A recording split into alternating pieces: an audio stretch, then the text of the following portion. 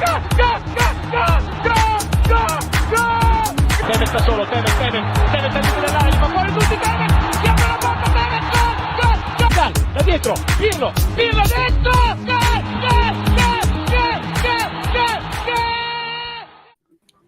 Hey Juventini, welcome back to the All Juve Cast channel. We're laughing, we're getting ready in the green room there, and oh yeah, sometimes it's good. We might have to end up releasing some extra footage here and there every now and then because it gets pretty good. But we got match day, Sampdoria, Juventus. All right, we're ready to go. We got Anthony with me, got Omer with me. We are gonna kick it off. Starting off with some news, but we're going to say what's up to everybody here. Bob dropping the first one of the day. Bob, good morning, tutti.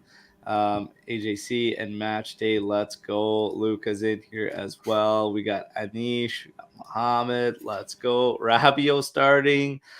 Face palm. Yeah. We'll get into all this. Expecting another huge win. Absolutely, Jeremiah. Absolutely. So, let's kick it off with a little bit of the news before we get into like projected lineups and everything. And obviously, Rabiot, just kind of one of those topics because of the failed transfer and everything like that. But we're going to kick it off with Depay, basically the situation remaining where it has been for several days. Okay. So basically, everything's at a standstill. We've got to decide whether or not we want to pony up to 7.5.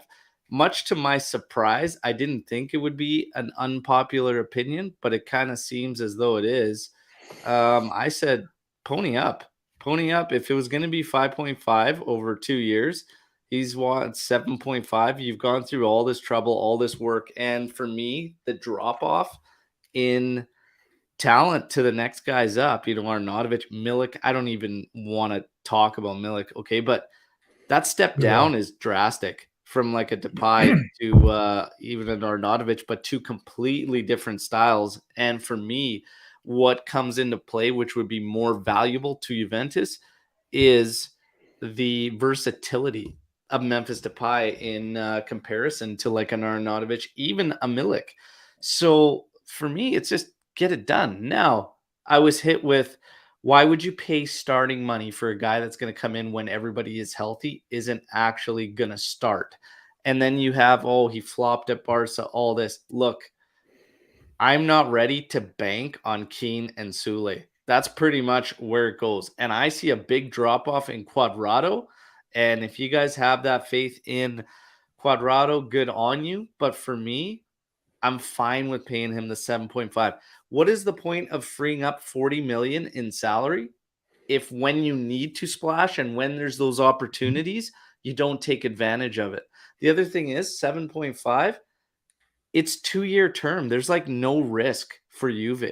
So for me, I pull the trigger, get the job done. Guys, what do you think on this one? Well, first of all, good morning. Second of all, the news coming out today, I was reading on the All Juve Cast Twitter feed, where you can find all your news all the time because we're working out of 3 different time zones to get it out there. So the guys do a great job to get that out to everybody. I saw in there today that it's potentially a 3-year term for Depay. So that may, that's what they're discussing basically. He wants 3 years. They want to. That's what it was reported. So I think I'd throw that back to you. For me, based on our track record of backup strikers, I wouldn't, and the way they're cleaning things up, the management's cleaning things up, I would still be, because he's only 28, I think I would still be okay with maybe a 2 plus a third as an option. I would try and find some sort of a middle ground there with the 3rd year. Option. Yeah. 3 guaranteed. I agree with you. We need to get him in here based on the other players that are being rumored to come in. He's really the best option on the table. We get an injury and it drops off massively. One injury and it drops off massively. You can't do that. That's what's frustrating, because if the other option is Milik, he'll probably get injured a lot faster than anyone starting roster. Like, the guy has missed 2 complete years, 80 games in like the last, 4 or 3 years. saw the stat, but I can't remember. Like the guy's super injury prone, and you know what our track record is with injuries, and you're aiming for a backup striker that is more injury prone than anyone on our squad. That's weird. But everyone is reporting it, so it might be true. But Good on you trying to find somebody that's more injury prone than our guys. yeah, We got some injury issues for sure. that's a stretch. One or two. Oh One or man. two. No big deal. So there's this big wide open thing now with the youngsters too. So it's like nobody really knows what's going to happen with any of these guys. Apparently it's on hold because the Paredes deal is on hold after the failed Rabiot move. So we had a projection. I was talking about one of the first projected lineups, and I said, it could be one of Gatti or Rugani. It does seem, the more reports we're hearing, is that it's going to be Gatti that gets the start here. I said I was simply fine with it. I don't really care in this game as long as we win. So Rabiot plays, Gatti play, whatever. We still have, some time before the Mercato ends. We got to get this finalized roster put together and everything, but I'm fine with these guys starting. So I got hit with some comments on Twitter. You're okay. Okay. You're okay with a guy with no future like Rabiot playing and whatever. And I'm like, what does his future have to do with him being a part of the team now? He's with us, whether we like it or not. And I maybe it was because I fully expected Allegri to use him and play him. I mean, look at how many minutes the guy got last year. He's going to play if he's around. And to be honest, it is what it is, a failed transfer or not, which we got to discuss. I don't think it was Rabiot's end as to why it didn't go through. I truly believe Man U was the one that did the 180, and that was reported by several of the bigger guys. So without knowing those full details, and regardless, these things happen. If Juve felt a certain way, they could have froze him out. So the fact that they haven't, maybe, just maybe, it's because, man, you did a 180 and Rabiot didn't shut the deal down. Because I think Arriva Bene would have acted in a certain manner if he strikes me as the guy, if he doesn't get his way, can act in a certain manner, right? So like Luca. we're saying with Ramsey. You don't have to look that far back. Ramsey was frozen out. I believe he wasn't injured that whole time. Yeah, but the Rabiot scenario, I totally feel something might have went down that we don't have the details on, and it might have been from the Man U end, so it's one of those things to flip out over. If that's what certain Juventini want to do, and flip out over every single starting lineup that comes out here, like Lou. Yes, that might be the case, but it is frustrating. I mean, for me, it's more frustrating seeing Sandro, but we'll see what happens. The young guys, though, one of them should have got a start in this one, because it appears that it's not going to be a Fagioli starting or anything like that. But I think this would be a match I'd probably go with a Fagioli. But Max will want to play it safe. Here's another reason why I expected these guys, and why I would be a little surprised if Gatti did get the start, is because it's away. It's on the road. It's your first one of the season that's on the road, even if it is Sampdoria, who, no disrespect to them, we should be taking in this one. I can see that, but is what it is. Guys, on the Rabiot situation, you guys have anything to add? Omer does. Yeah, I might divide the chat a bit, but I feel like a lot of the hate is really unnecessary, damaging, and basically sort of unfounded, because the hate wave that Rabiot got after that transfer didn't go through, and like everyone hyped us all up and said it's already done, they've agreed a fee, and then they didn't, and blah blah blah blah blah. And like before 2 hours have passed, everyone decided that Rabiot was the one who made the deal fall through. And gotta separate the two things. It happens a lot. It just happened yesterday with Gini Wijnaldum from Roma, who got injured. And some reporters said that one of their younger guys, injured him, and he got a massive hate wave. And then Mourinho came out and said, nothing happened. It's not his fault. He didn't do anything wrong. Blah blah blah, and shut it down. No one did that for Rabiot on our end, and he got this crazy amount of hate that I can't really relate to, because as a player paid by the club, he isn't a good player. He didn't perform up to the standards we hope and expect, but he was a professional, never caused any issues, no rifts in the background. We saw the all or nothing about Juve. Was he any problem? Was his mother a problem during those 3 years that he's with us? No, and it's just because he didn't get the transfer to go through, and like Al said, might have been on United's end, everyone kind of flipped on him. So I don't get it. I don't see how it's beneficial to Juve, because he's here to stay for the upcoming season at least. If he's going to play, we need him to perform, and like adding fuel to the fire won't do any good for him and for Juve mainly. So I feel like the hate is kind of unjustified, based on just what reporters were saying, and they said what they said about because of tips they got from someone inside the club. Rumors tend to change from year to year, so I don't think it's quite literally what happened that was reported, and they change their opinion every day. We already signed the buy. Rabiot was already on his way out, so was Artur, and guess what? All of them are still at their clubs. So take it with a grain of salt what reporters are saying, and don't make it flip you out on our players. At the end of the day, they're reporters. They need to sell ads. They need to sell headlines, and that's what they're trying to do. So I would love to hear your opinion in the chat, and Al and Tony's. Rabiot, I think, just gets a lot of hate for his play, and then this just kind of took it to a whole nother level. And that's the same thing with Ramsey. Ramsey was getting the same thing, and then all of a sudden you have him frozen out and whatnot. It starts with the performances, and then these things just add to it, right? So it is infuriating, and it's frustrating that we had that opportunity and it didn't go through, regardless of why. It is a frustrating scenario, especially when it stops your manager, your coach, from getting his guy, which is Paredes, is what it seems like. That is what it seems like Max is locked on. The rumors are that he's still, like, Juve's still going to try and find a way until the bitter end to bring in Paredes. So that part is just like, people were already frustrated with Rabiot. Rabiot's been frustrating Juventini since he got here. This situation Especially just Lou. spirals it, right? So it's just the Me too, by the way.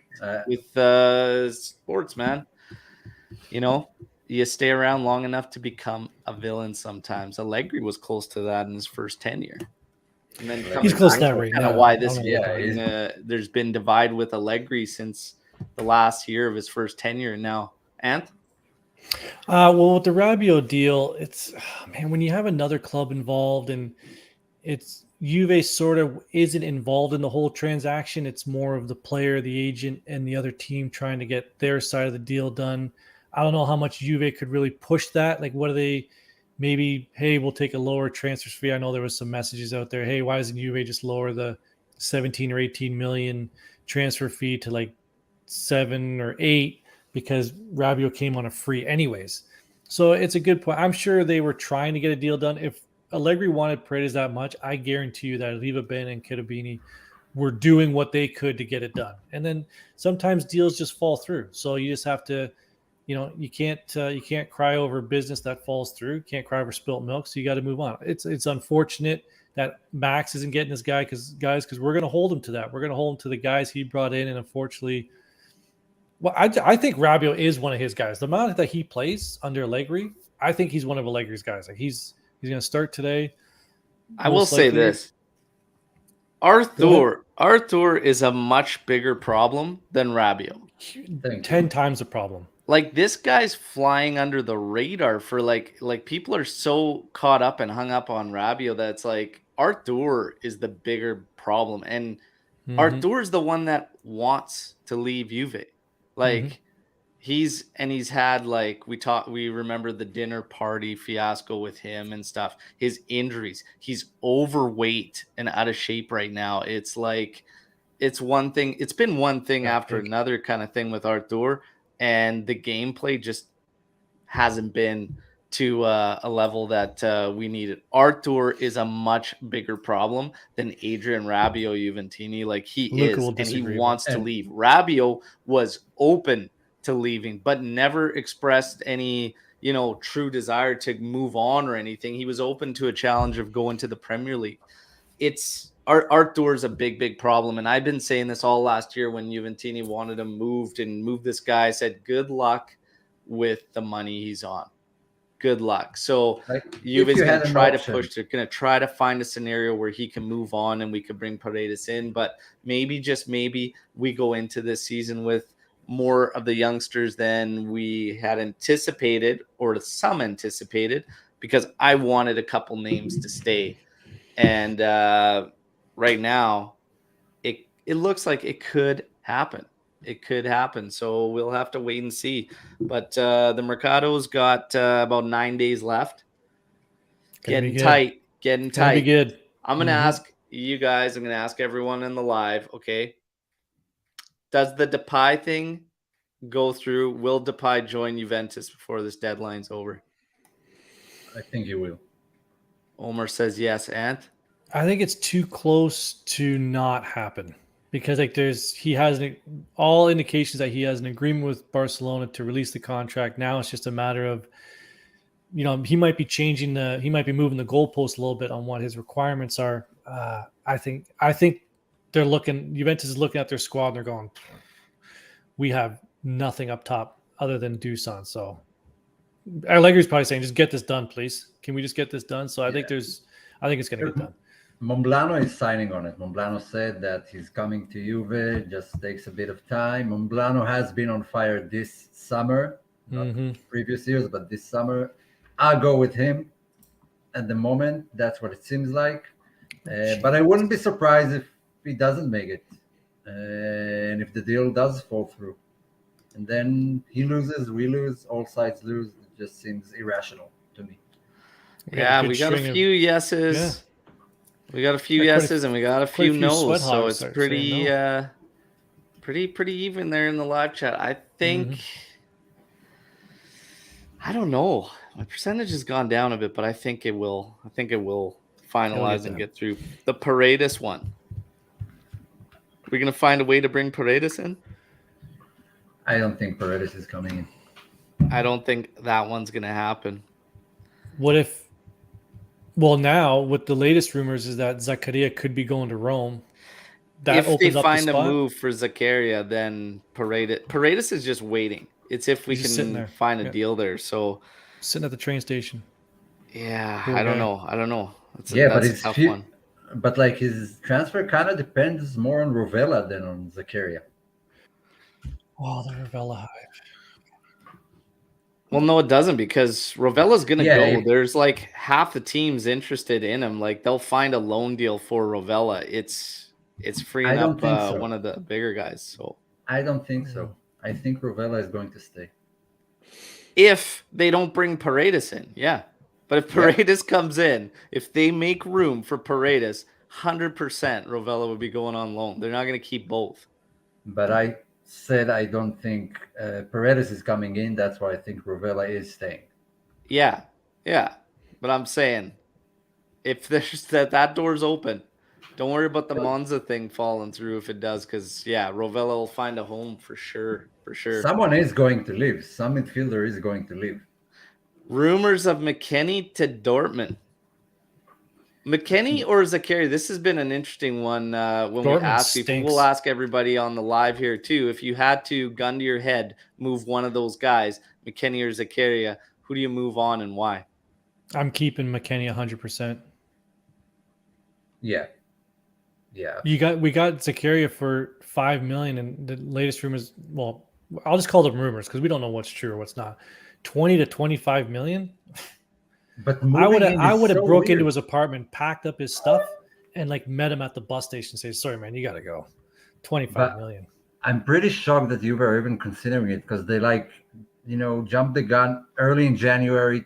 They could have gotten him on a free this summer, but they wanted him in January for $5 million before everyone else got into it. And now selling him injuries 6 months later, he had one injury basically, a long one for a month, but I don't know. It seems kind of It's a tough weird. I shake don't know. for it would be a tough shake for Zach because we've It seems like just bad kind of planning. scratched the surface on him as a player. But ultimately, if it were between the two, McKennie has shown more and given more of what we need, which is some of those goals out there. I think Zakaria is a good player, and I think again, just definitely started this season off in preseason and the opening match very, very slowly, but he's a good player. I think he's a good player. It would suck to have to sacrifice one of those guys in order to move forward. But yeah, But let that's me another ask you. thing too.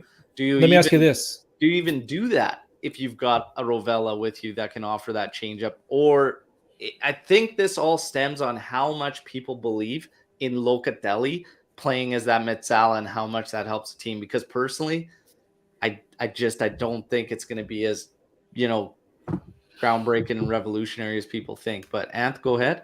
I was just going to say, I'll ask you guys if the team came out today and said, "This is our team," the management came out and said, "This is our team." Are you guys good with that? This is our team till January. Well, who's on the field? Who's in the building today? Yeah, Yeah, I mean, like I'm fine another with it, striker. Another striker. I wouldn't push but for we another do midfielder. need a little more depth up top. So Okay, Depay is going to come in, but in terms of like the middle, I know you have a big issue with the back, Al, but let's just say in the middle. Are these the midfields? Are you okay with this group? I'm okay with that Considering group of the mids. names we're linked with, yeah. I'm okay with that group of mids. Yeah, for sure. I think there's going to be some more business done in January. I think we got to again There might just be. like stop mixing them up like in a manner that doesn't give us as much range in the middle of the pitch. Like when Zach and McKennie start together, like I probably wouldn't do that.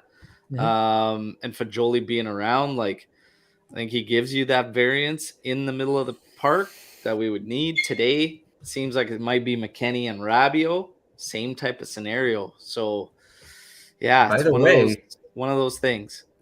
it seems like Fajoli at the moment is the closest one to leaving on loan. Which is weird because he Based on just signed an today's extension. report. Well, the thing with the young guys is the rumors have been all over the place. One day Yeah. it's Moretti, one day it's Fajoli, one day it's Rova. It's like I'm pretty much done until I see what actually finalized because it's just literally every single day it's just been like switching up as to who is Allegri's favorite, right? So it's just one of those things. But I'm doing our news, so I have that's to kind of tackling know. it for the news section. Let's get to Juve Sampdoria, which can take place today. Okay, so let's get into this. Okay, Sampdoria and Juve. So the score line, the money line. Juve's paying 1.62 for a victory, draw 3.9. Sampdoria 5.25 payout for the victory there, but that ain't gonna happen. So there's your score. There's your money lines. If you were to bet here, Sampdoria coming off their 2-0 loss to Atalanta, and Juve coming off their 3-0 victory to Sassuolo. Okay, so we're gonna tackle a little bit of the trivia with Omer before we get into this, and that's going to join you guys live. There's only a few questions. We've shortened it up this season. Okay, we're going to just really test Omer's mettle here. Yeah, just Omer's, not mine. In terms of matches played historically, most matches played, where does Sampdoria rank against Juventus? Oh, I know they're in like the top 11 we've faced all time. I think I asked this Throw question. a rank out there. Year. Throw a rank out of there. You think they're 8. within the top 11? I think they're number 9. I'm gonna say 8. That's a guess, but So I 8, think they're number 9. They're 10th on this That's one. a win. The last time we played That's a them, win for me. we won 3-1. Who were the goal scorers? Oh, last season. Can't remember. The very last time we played Sampdoria. What did I have for breakfast today? Yeah, I think it was. I can't remember the game against Sampdoria. I think it was Dushan's brace, maybe, and one Morata goal. Well, Morata scored 100%. What are we even talking about here? Of course he scored. That's all he ever did. Just bang goals. Like, what are we Yeah, even like he talking? scored yesterday. course he did. 3-1 score line. Who were the goal scorers? I'm I trying gotta to turn the remember the comments game. off. It doesn't matter on this one. Nobody's even close. Wait, I'll go. Quadrado had one. Quadrado had one. Did he? Did he? I don't know. Okay, No. I'll go No. with McKennie. Ooh, good one. No, he was injured since Yeah. since March. The ticker's coming up here. I'm gonna go Zakaria, Dusan, and Locatelli. No, that's wrong. Thank you, Omer. The Zakaria scored one in his first game for Juve, and that's it. 5 seconds. I was just hoping it was Sampdoria. I don't know. Okay. Bonucci, Dusan, and McKennie. No. I Morata have no brace. Morata course. brace. And an own goal from Yoshida. Morata brace, Oh. own goal, Yoshida. Okay, I Is remember this the own game? goal. Al, was this the espresso match that you and I did at like 3:30 your time, 6:30 my time? It might have been. I think this was the espresso. It was was it a 3-2 finish? 3-1. Oh. What I don't was remember the game even. the last season Sampdoria beat Juventus in league play? Wow, that's like 20. I think it's like 2015 with Icardi, and they beat us 2-1 at home. They beat us away too. No, 3-2. 3-2 2017 maybe. Where they beat us both games, or just beat us? Just the last match in league play that Sampdoria beat Juventus. What season? Okay. I think it was a Oh, 3-2 with Torreira goal. Dybala scored the late brace. He came off the bench. That's the last one I remember. That is a victory for Sampdoria, but that is not the last one. Damn, How the hell do you remember that? because I threw something at the wall and it broke. So we have some guesses in the live, and one of them is correct. Okay, so it's not 2017. It has to be north of 2017. We're going to get to it because Animesh has got it, and he nailed it. It's 2019, 2018-19. In the 19 portion of that season, there was a 2-0 victory for Sampdoria. Wow.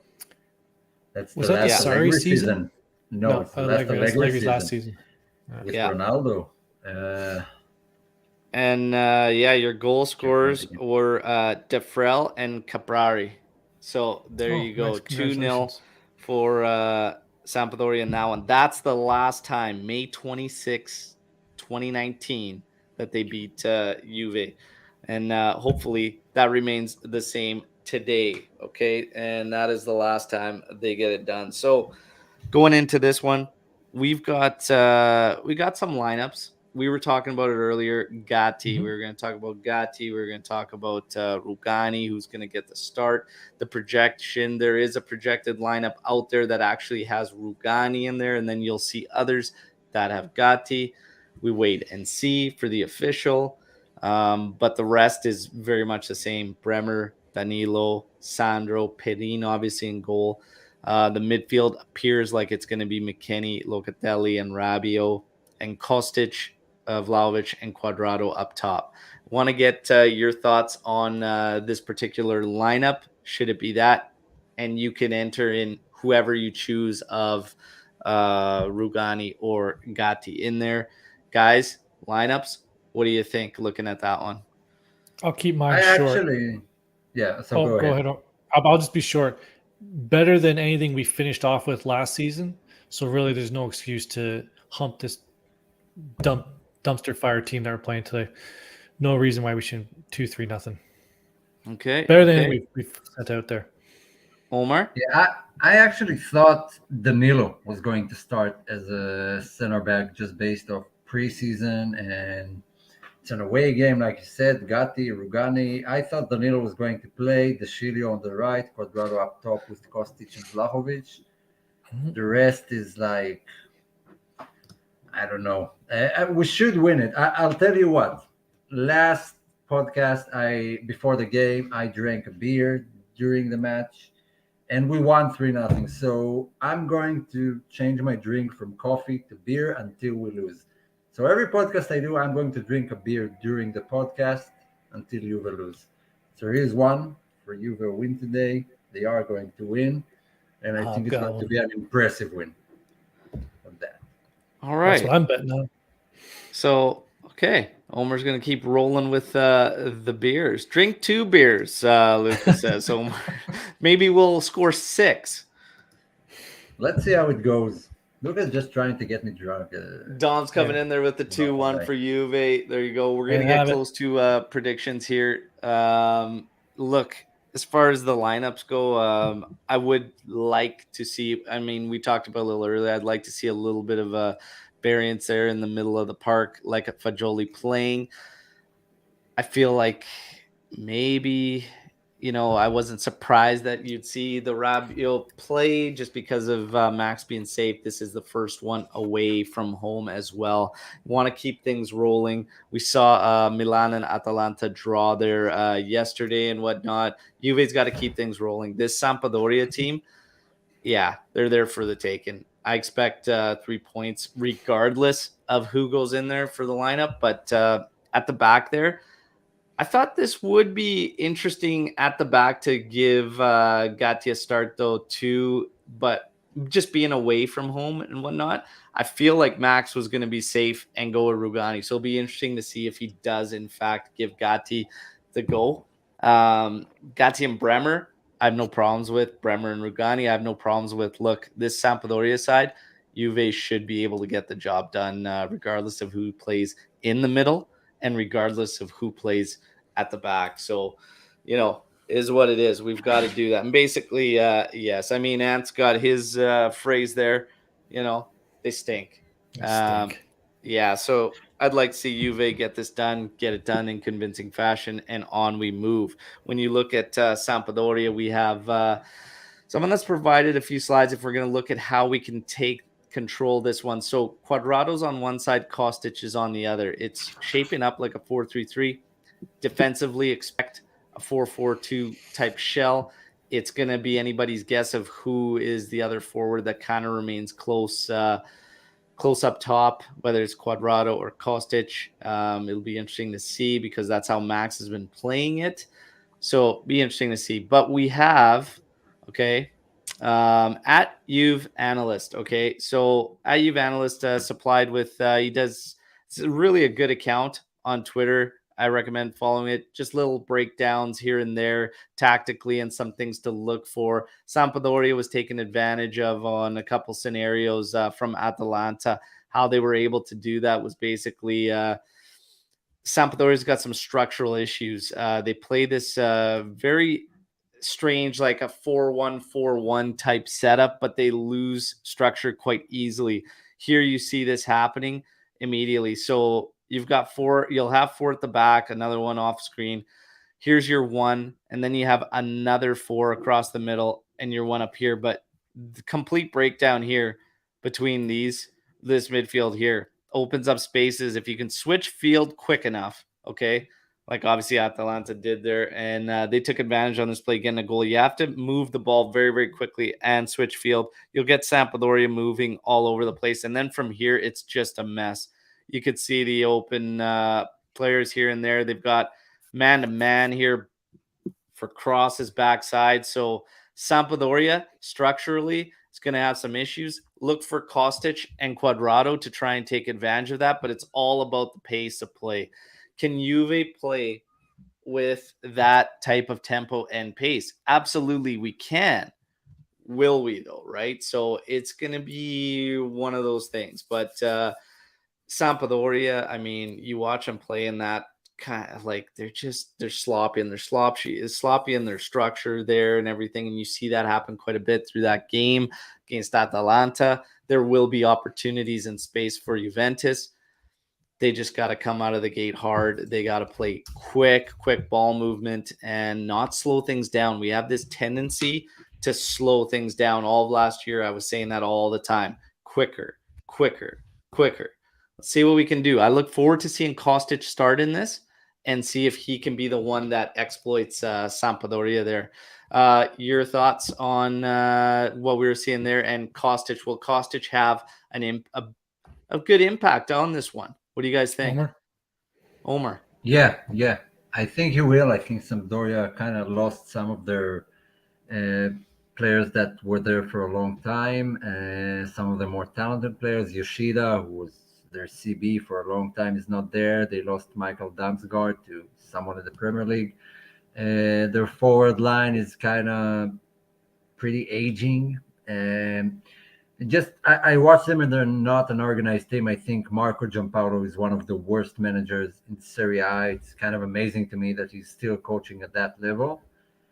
So I'm expecting a big win, maybe not because we're going to be extra good, but because Sampdoria are just disorganized and basically feel like they're kind of out of their depth in Serie A, but we'll wait and see. I'll save my predictions for later, but I think you are going to come out trumps. Here we go. Ant, what do you got to add?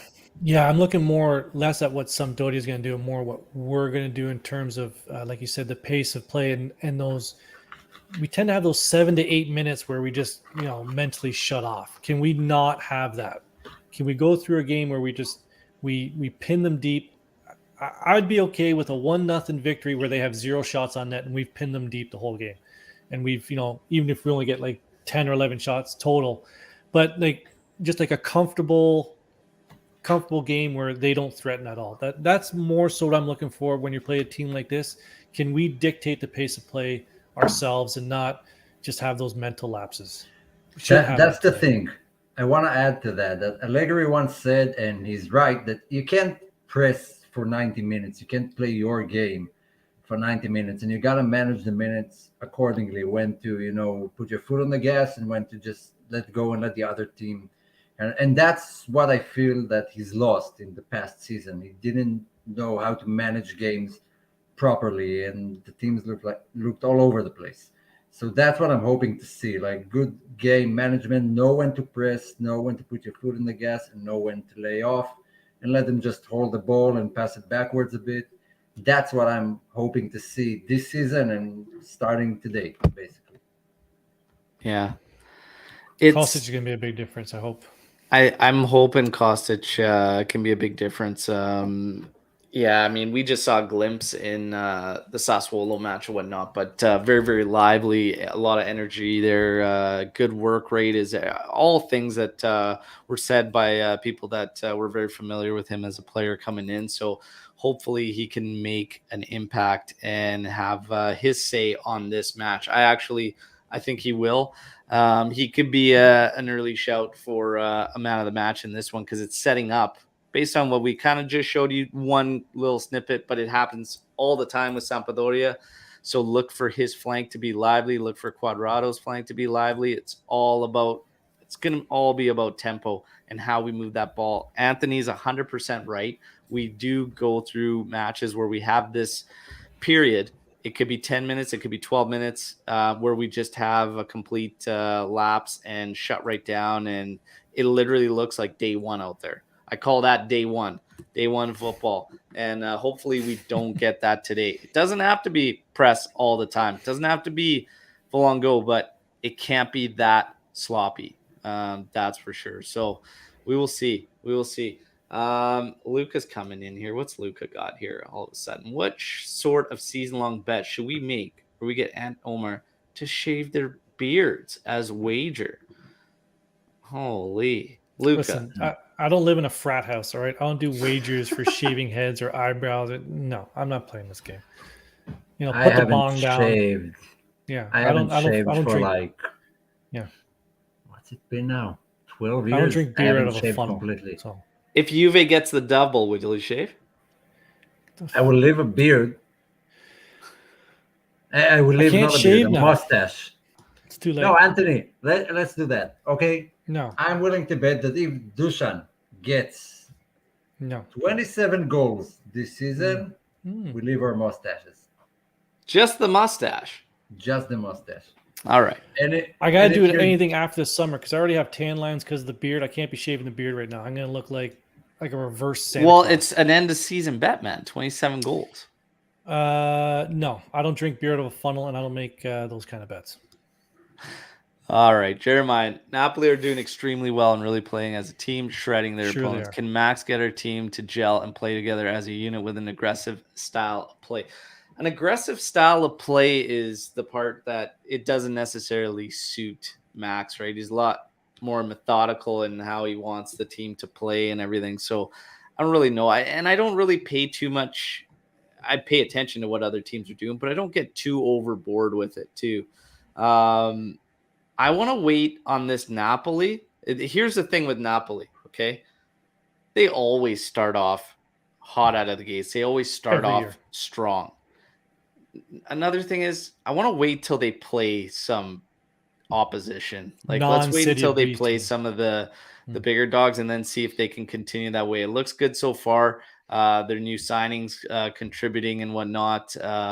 But again, He'll get figured it's out. super early. And let's all remember, they literally they've been a choke artist team and they hired the master of choke artists, which is Spalletti. Okay, so Yeah. let's just pump the brakes there on Napoli and let's worry about ourselves. Can Max do it though? Max can get the team to gel and play together. There's no doubt. With an aggressive style play, I don't know if we'll be that aggressor, but I just expect, cohesive, fluid football, even if it's not extra aggressive and whatnot. So we'll wait to see on that one. But yeah, Napoli hot out of the gates. Where have I seen this before? How's it ended up for them in the past? Oh, I know exactly how it's ended up. Chokers. Okay. Like Now- the David Carradines of Serie A. What's that?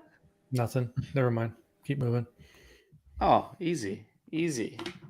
Just say it. Oh, that's okay. We're gonna keep. Anyways, well, just rewind the tape and Google it. So I've got cousins who are Napoli fans, and I got to Sure. make sure every chance I get to just remind them they're choke artists, okay? David But have fun Carradines. with 21 kit releases this year. I'm sure probably still celebrating Maradona. Yeah, Of course. cool. They might have 17 this year. We'll see.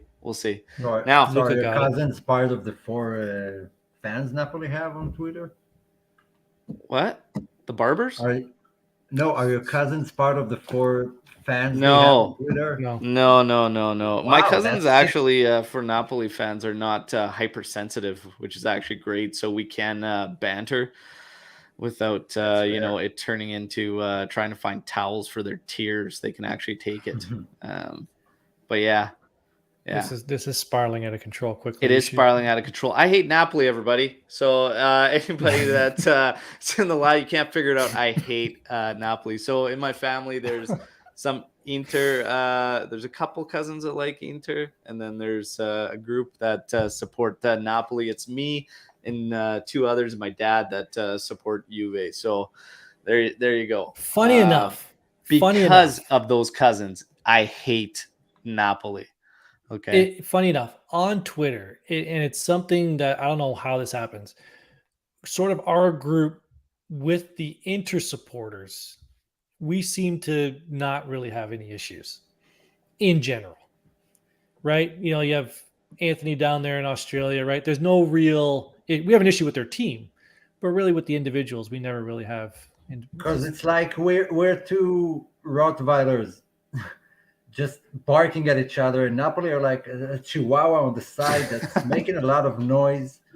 And that's what it feels like with the Napoli fans. Like they bark a lot, but they have nothing to bark about. And that's why they're annoying. That's why you notice them. Sorry, Napoli fans. I don't hate your teams, but I don't like them because the way their fans act, not because the team is just. And I hate Napoli because of how my cousins act and how they have historically. That's why I hate Napoli. Okay, I hate switching De gears. Laurentiis. That's it. De Switching Laurentiis gears. is an idiot. I Now, saved one in here. There was a big battle going on in the comments here between a couple guys. So maybe we should just talk about this really quick. The Rome isn't going to sell all indication is that Rome is not going to sell Zaniolo for anything other than 50 million euros. They didn't want players. They didn't want any sort of, give us this player and that. Now with the Zakaria thing, that could be interesting, but there still is no indication that they're going to sell Zaniolo for anything other than 50 million euros. Has anyone seen anything other than that? This is the part that I found funny about the whole Zakaria Roma interest, is because we literally offered him up to Roma in order to try and bring Zaniolo in. So for me, that just tells me that they are not going to accept a player in this move. Mm-mm. They want cash. That's it. Yeah. Juve even offered loan plus obligation, and they didn't even want that. They want money. That's it. Plain simple. And that's pretty much where it ends. Like this whole thing of now that they've got interest in Zakaria, well, he was already offered up to them. Mm-hmm. Arthur was offered, Zakaria was offered. They said no. And they're already down a midfielder. They're not going to sell one of their better ones. Yeah. Then be down 2 to buy 1. So if anything, this would just be a straight up loan or purchase of Zakaria. Anything nice, that way I see it anyways. Yeah, absolutely. So without further ado, everybody, let's get to the predictions. And we've changed how we do our predictions here at All UV Cast. So it's going to be the final score has to be 1. And then out of all the extra columns, you can pick 2 out of. So you have to have 3 total. Final score, then the other 2 could be anything. Could be goal scores, could be shots and shots on target, could be possession, could be offsides. Let's see what everybody comes up with. And I will just remind everybody, I'm 1 for 1. Okay, so I've already taken it in last predictions on points. All right. Sorry, Omer, but I did. Now, let's see what we got going today. Who wants to kick us off on their predictions today? So, Bepe's coming in. Just draw. 2-2. Vlahovic with 1 goal. Bepe. No, Bepe. What are we even doing here, Bepe? Come on, bud. Just draw today. Hey, he's calling 2-2. Sam, first one on the road. Let's see what happens. Who wants to kick us off, Ant? I'll go. Yeah. So, so we have the prediction challenge. I also put a little bit of Chicory on FanDuel for the game. So I'll start with the all Juve cast prediction. So I'm going to go with a 2-0 win. I'm going to go with 2 offsides for Juventus. And I'm going to go 9 total shots. How many on target? Is my eyesight messing up, or is your camera going in and out? Whoa, it is. Whoa, that was weird. I thought I was about to pass out. I'm like, is that actually happening? I'm not that old. How many on target? No, just 9 total shots. Oh, you want on target? It's a double? Yeah, you go on target. Okay, 5. 5 on Okay, so 9 total with 5 on target. Okay. Yeah. I'm going to write that down. Omar, what do you got? You're muted, pal. Almost on mute. His don't count. Sorry. That hobgoblin's hitting you a little harder than anticipated. Actually, this one is not as strong as the last one I drank, but it's still a lot. It's good. I recommend it. Hobgoblin is a great beer. False advertising.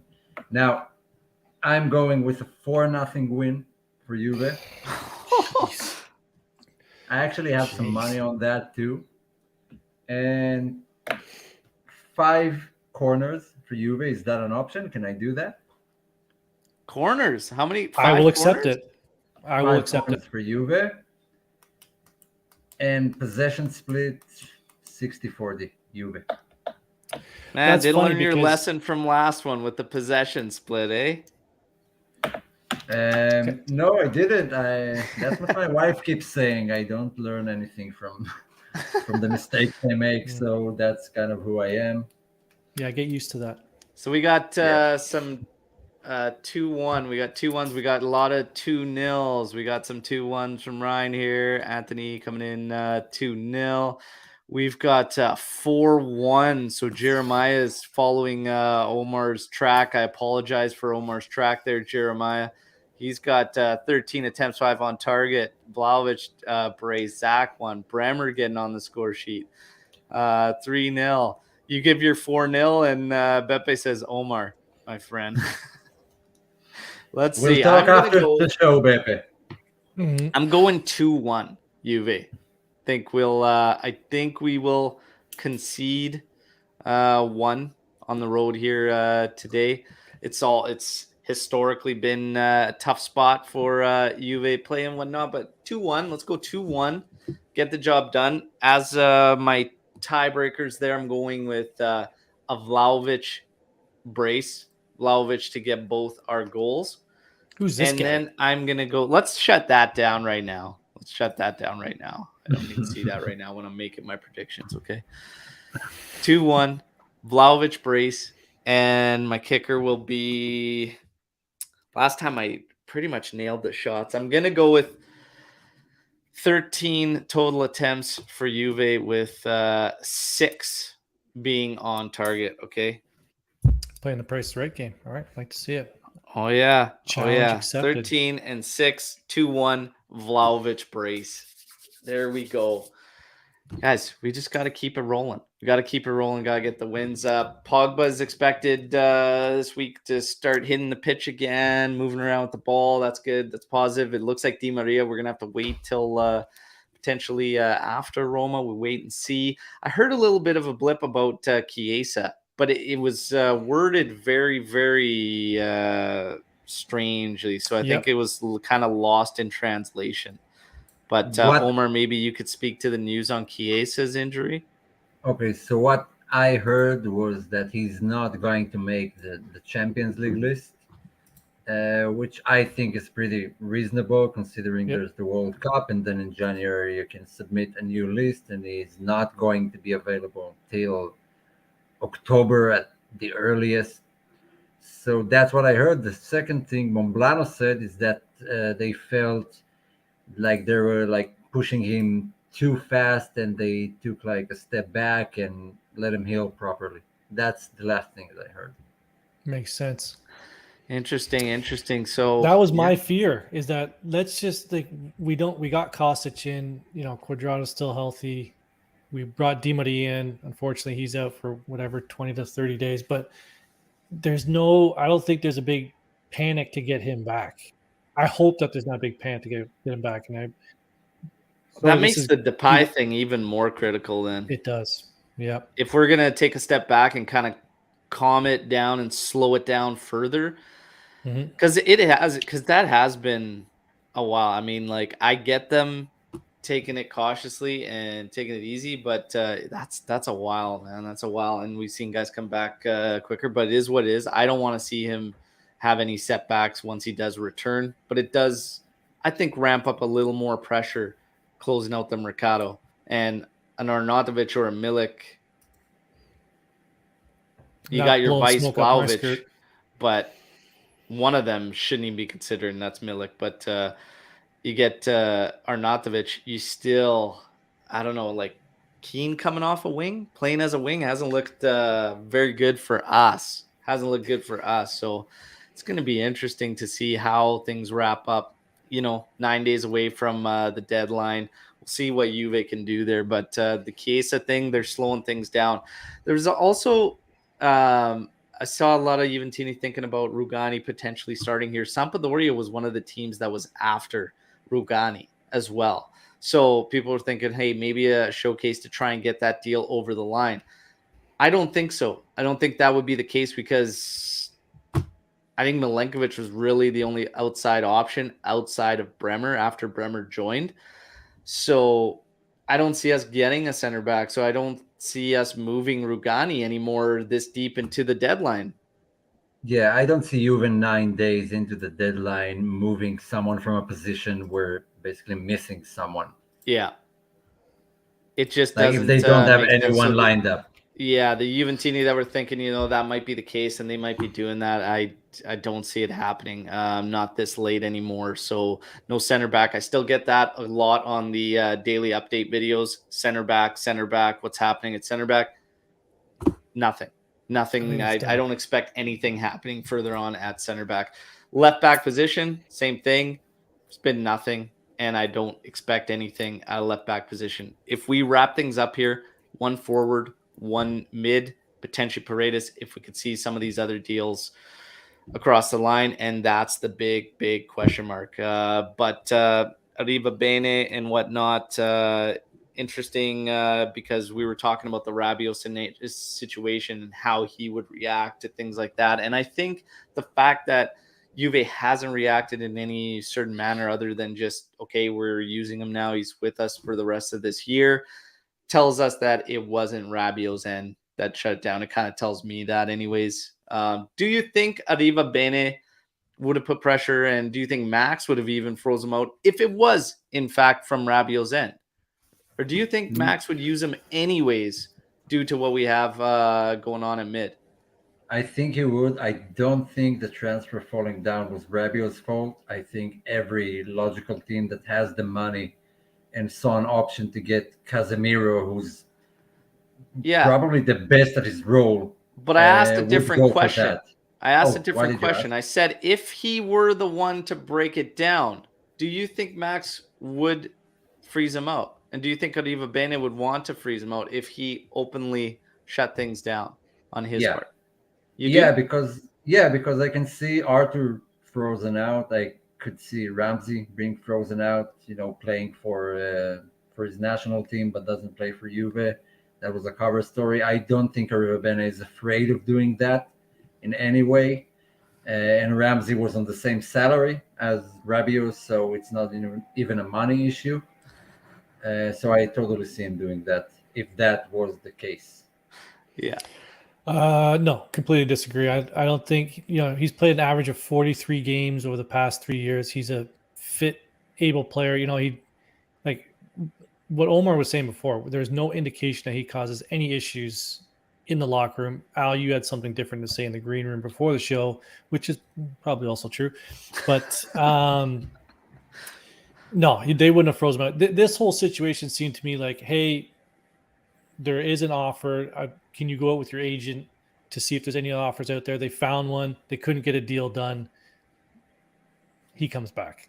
Yeah. I don't think Arthur getting frozen out. Yes. Rabiot, no chance. Yeah, I would expect Arthur being frozen out. Again, looking at the situation and the fact that Arthur is actually openly wanting to leave the club, and it being different there with Rabiot's situation. So yeah, I do like these comments. So it's pretty funny. Allegri is Rabiot's father. Max is Rabiot's father.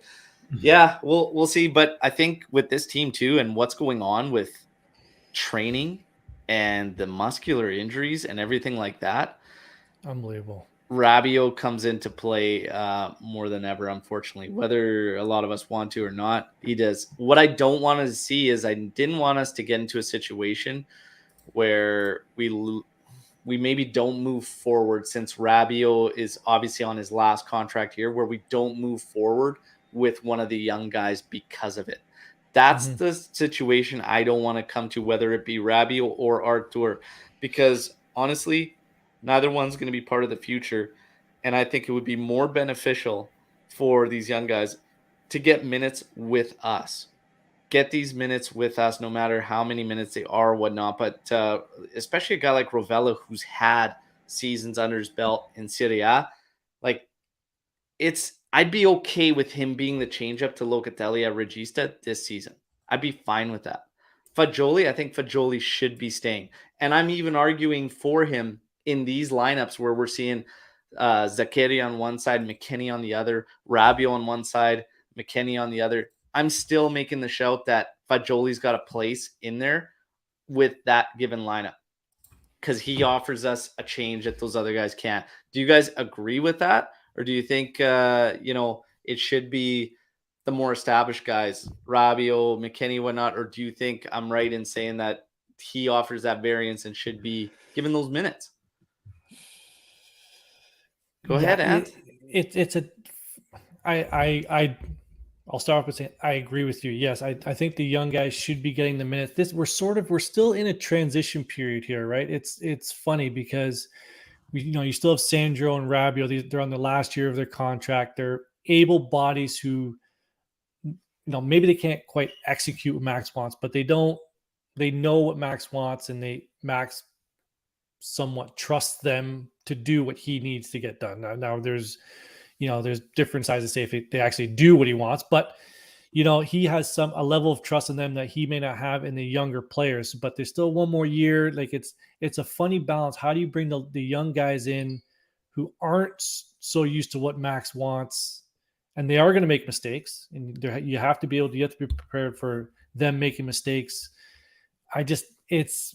We're still in that funny period. Now, you and I said we're going to give Max a short leash this year, but they got a lot done this window. There's still, I would think, another window to get everything Max wants, but it's a strange time. It's a tough time to try and fit them in. You can't just put them all in. That's not going to work. But I do agree that there should be areas where you can sort of slot them in, especially in games against like a team like Sampdoria or like Monza. Those teams, they should be playing 90 minutes. Yeah. I think, here's the thing. And I see it in some of the comments here is that, you've got Rabiot, you've got Zakaria, you got McKennie. So I think when Max looks at these lineups and you have McKennie there and then you have Rabiot on the other side, he's thinking defensive midfielder and an offensive midfielder. The problem is I don't look at McKennie as an offensive midfielder. And he gets into the area, he can create havoc, and he can put some goals in. But I think Fagioli's much more of an offensive midfielder than McKennie in terms of what we actually need, which is creation and actually getting there and creating opportunities and whatnot. He needs to find his rhythm in Serie A. This was one thing we've been kind of critical of Juventus, is that his loan was in Serie B rather than Serie A. And I see McKennie, I don't label him as an offensive midfielder. He can help and whatnot, but I think that's how Max breaks these things down. And you would have McKennie and Zakaria, and then you got Rabiot and McKennie. But McKennie is kind of like a all-around box-to-box type guy, but not super offensive. And I think that's where our midfield starts to lack what a Fagioli could bring. But Omer, your thoughts on that? I'm kind of on the fence here, because if you want a guy like Fagioli to be what he can be at 24, he needs to play. Like, you can't freeze him out, loan him out, and then hope that he comes back at 24 and be world class. It's not the way it works. Look at Vinicius Jr. He had a rough couple of years, and then he adjusted to the level, and now he's world class. So I don't expect 19-year-olds to be world class, and I don't expect them to become that without playing world class football. So that's one end of it. The other end of it is that we don't have the luxury. We didn't have it last season. Maybe we'll have it this season. But in previous seasons, we were, far ahead in the league. We were at first place, and we could integrate youngsters easily without it damaging our game plan. Now look at teams across Europe and how many youngsters did Man City integrate from their academy? How many did Paris Saint-Germain? There are teams that do that, and there are teams that just don't. Juve have never been one of those teams. And I will quote someone here, but in my lifetime here, being a Juve fan, the only player I've seen that came out of Juve Academy and became world class was Marchisio. He's the only one. So imagining we have like 3 or 4 now at our club is pretty ludicrous. I hope that's the case. It happened to Barcelona, but it's a long shot. So one of these guys is probably world class, but that's up to seeing him in training and integrating him wisely, and that's up to Max. Will he do that? That's an entirely different question. But at the moment, I see only one of them being integrated, consistently and making it to the top level. Yeah, but the only thing that doesn't really shed light on is where we stand now as a team and as a club and what we're lacking. There is no change up to Pogba amongst any of your other midfielders other than Fagioli and potentially Moretti. There is way too much similarity in how Rabiot, Zakaria, and even McKennie play, to be honest. McKennie gives us more goals. That's about it, but there's way too much. There's not enough there into the creation side of things. So you have Pogba, Fagioli, and then Miretti for me. So we kind of have to bank on these young guys because of where we are right now. And even when we look at Marquisio, if Calciopoli doesn't happen, maybe even Marquisio himself doesn't get some of these, doesn't have what he had and become Il Principino. You know what I mean? Like, we have Absolutely. to look at where the team is currently. And that's why I'm saying, granted the history side of things and all that, I don't know. I just look at this team and we need a little bit of a change up there. I can't help but feel that way, right? They are anomalies. They could be good anomalies or bad anomalies, and we only find out by playing them. But that's Yeah. up to the manager where to play them, when to play them, what's their best role. Some players find their best role later into their career and not at the beginning. Rovella might be a great Mezzala, but so far he's been a great regista, a good regista. I won't say great, but a good regista. So we need to see how things evolve. It's too early with these guys to determine what they are and what they can be. For me. Yeah. And even when we go back to the earlier discussion we had about Zakaria or McKennie or whatnot, you'll have ebbs and flows through the season. One will get hot, the other maybe not so much, and it changes and whatnot. But I've always looked at midfields kind of the way I do center backs, where it's not so much individual, but it's the collective and it's the group. Like center backs, it's pairings. The pairings are massive and they're huge. They have to make sense. I look at midfields the same way, and what each guy's role is and job and how they can work together. So it's interesting. We'll see what happens. I think we got time for another Storm the Barn. I think we got one that popped up there. And from Ryan, what's he got here? What do you think about our new signing? Saggio. Omer. To be honest, I have never seen this guy. I've never heard his name until Juve were linked to him. I have no idea what he looks like, how he plays, what's his I think we position. could stop the Depay talks because of Bisaggio. You think? Oh, yeah. Shut him down. That's the next Alessandro Diamanti right there, waiting to be picked up. Diamante. Yeah, No, I don't know nothing about this guy. I'm sorry. I'm not going to lie. So, Ryan, if you have thoughts on Bisaggio, you can fire them away there. But, yeah, U19 going to join our U23s. There you go. We'll wait and see. They are tallying up more and more youngsters. That Yildiz kid that they brought in, that's been like 17-year-old. Yeah, so it's like you see them He looks going around phenomenal. now and they're loading up that project. So they're gonna, apparently just continue to push what Cherubini built down there, which is awesome. So I will speak to that. I can't speak personally to Bisaggio, but I will speak to the fact that they are actively still seeking out these guys that are highly, highly touted at that age anyways. And what happens in the future, we have to wait and see. But it looks like they're continuing strong with that U23 project. So if you have to choose one of these three guys, Rovella, Fagioli, Miretti, that looks the most talented to you and the most likely to make it at the bigger stages, which one is it for you? For me, it's Miretti. Out of the three, who's gonna actually make it or whatnot? Yeah, at Juve or not at Juve, but who seems like the most, the highest youngster prospect out of Juve?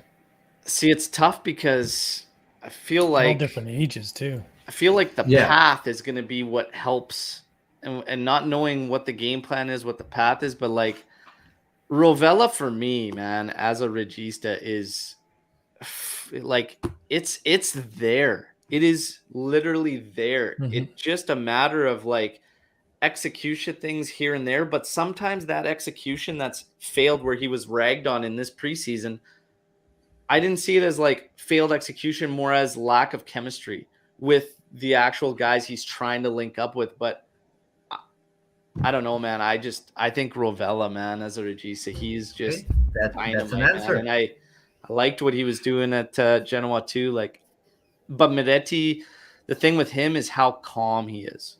Like Fagioli, the thing with Fagioli, I don't know. I think Fagioli for me is that big question mark, but we have to see it now because now's the time you make a call on Fagioli. So he's got to remain with the team. He's got to get his minutes, and I think you're there.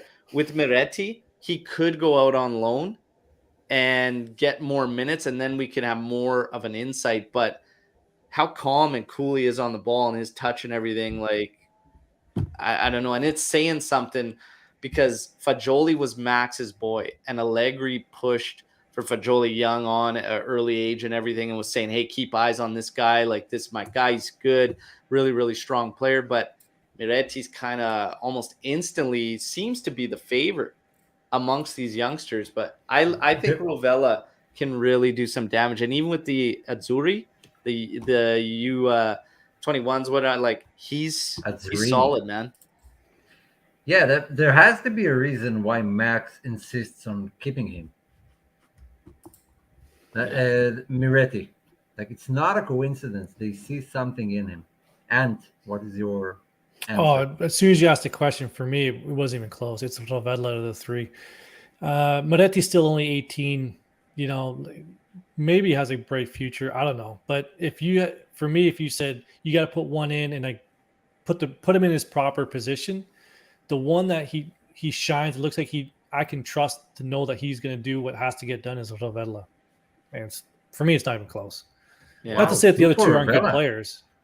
Yeah. That's surprising because when we asked the questions earlier, like who needs to leave, if one of the three needs to leave, most of the people said Rovella. So your answers are interesting. It kind of shifted in preseason, which says a lot about him.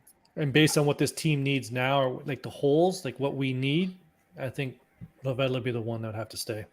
Yeah, man, I see Rovella as being the one out of the, like, easily change up to Locatelli at Regista, right? You don't have another Regista coming in. It's Loca and Rovella for me, and that's it.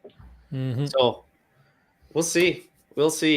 But great show. Everybody, want to remind everybody, like the video right now, okay? We should have minimum 53 likes, okay, with all you live. Thank you, everybody, for your continued support. You guys are amazing. I want to give another shout out to Jay Analyst. Okay, thanks for the kind shout out. Thank you for supplying us with a couple of snippets for the Matchday Live, just in terms of tactics. I'm going to remind everybody, you can follow that great account at Juve Analyst on Twitter, okay, with some little breakdowns and tactical videos and more videos on top of that, okay? So, again, many thanks to Jay Analyst for helping us on the Matchday Live with those, okay? Everybody enjoy the match, okay? So hopefully we got another victory coming. Hopefully we can get 2 from 2 and get 6 points and move on to the next one. Hopefully we can continue to get healthy. We'll continue to see what happens on the Pogba situation. And then, of course, Di Maria as they try to get fit for the next one. Pogba's looking like mid-September. Okay, so roughly September 11th to 14th. And that's barring no setbacks once he begins training on the pitch and moving with the ball. So we'll wait to see what happens there, okay? As far as the Mercado, I'll keep you up to date with the daily update videos. We've got about 9 days remaining. So, the guys, Omer, Lucci even contributes and helps. Luca contributes. Anthony contributes. Omer, Lou, with news on Twitter. Massive job to the team. I can't thank you guys enough. It's been a crazy Mercado, okay? I think way more than a lot of us anticipated. So your guys' work is never goes unnoticed. You guys do a credible job. Everybody should give you guys props too for doing what you do. It's awesome. Don't forget the 3 kits. Yes. So tomorrow we have the post-match podcast. We're going to be live 8:30 a.m. Eastern time, same time. I have the 3 names of the people who are going to take the trivia challenge, which will be set up obviously later on that week. Okay. So we're going to give away 3 Juve 22-23 kits of the winner's choice. Okay. And I have the 3 names. Everybody had a fair shot. You had a video that all you had to do was like and comment on. Okay. So as long as you got in there, your name was in the draw. We will see who has been picked. And if they don't get the questions right, if they don't score that breakthrough number, then I'm sorry. Hate to be a stickler, but the kick goes back into play. Get out. Sorry. Trying to give everybody first shot. So we'll see. But tomorrow, post-match podcast, there's another reason to be here, okay? We got the 3 names, and we'll see who takes on. Thank you, everybody. Enjoy the match. Hopefully you got a victory. We'll talk to you all tomorrow. As always, fino alla fine, forza Juve.